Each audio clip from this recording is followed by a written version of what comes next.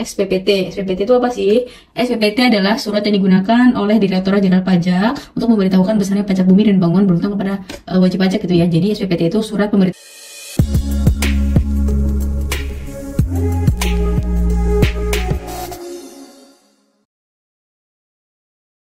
Halo teman-teman Menjadi Bisa, kembali lagi di channel YouTube Menjadi Bisa.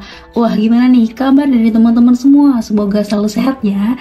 Nah, di segmen kali ini Mimin akan membagikan tutorial untuk mengisi formulir surat pernyataan tanah tidak dalam sengketa nih teman-teman. Jadi untuk nomor formulirnya itu F04 PTSL, dan untuk lampirannya ini ada nomor 4 juga dan PTSL nih. Jadi kodenya itu kalau lampiran itu L dan kalau formulir itu F teman-teman semua. Nih, beda ya. Oke, kita langsung aja ke tutorialnya nih teman-teman.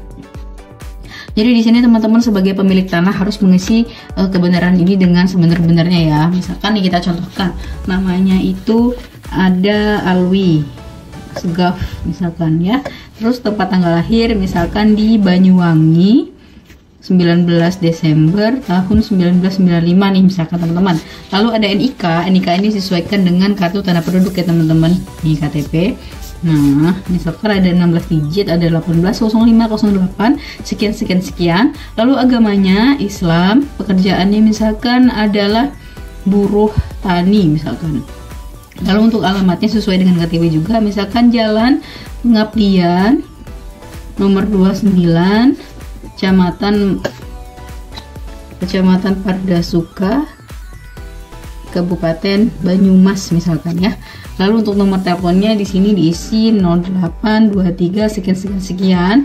Lalu alamat emailnya misalkan alwiasegaf@gmail.com gitu ya. Nah, ini ada nomor SPPT. SPPT itu apa sih?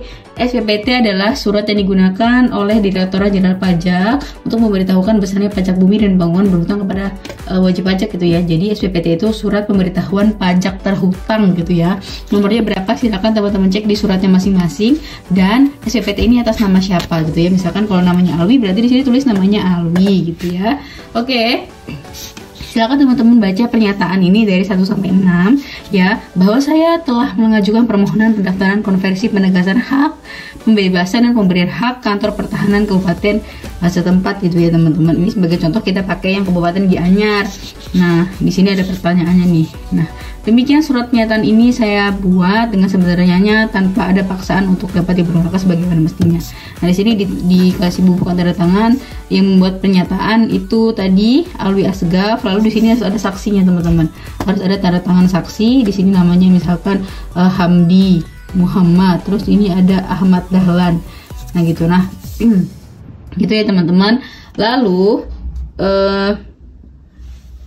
harus ada mengetahui lurah dan kepala dusunnya teman-teman. Misalkan lurahnya Pak Ahmad Subeki, lalu ada kalingnya itu Pak Dani Wijaya misalkan. Di sini harus ada tanda tangannya gitu teman-teman. Oke, jadi gunanya surat ini itu untuk ketika teman-teman nanti menjual tanah yang teman-teman miliki ini, jadi calon pembelinya itu dapat mengetahui apakah tanah yang hendak dibeli itu bermasalah atau tidak, dalam sengketa atau tidak gitu ya. Jadinya supaya tanah yang kalian punya itu aman ya, lebih terpercaya gitu ya. Oke teman-teman, mungkin sekian tutorial pengisian formulir surat pernyataan tanah tidak dalam sengketa teman-teman. Semoga dapat bermanfaat, dan jangan lupa untuk saksikan video-video kita selanjutnya yang akan membantu kesulitan teman-teman semua. Oke, sampai jumpa di konten selanjutnya. Bye bye teman-teman.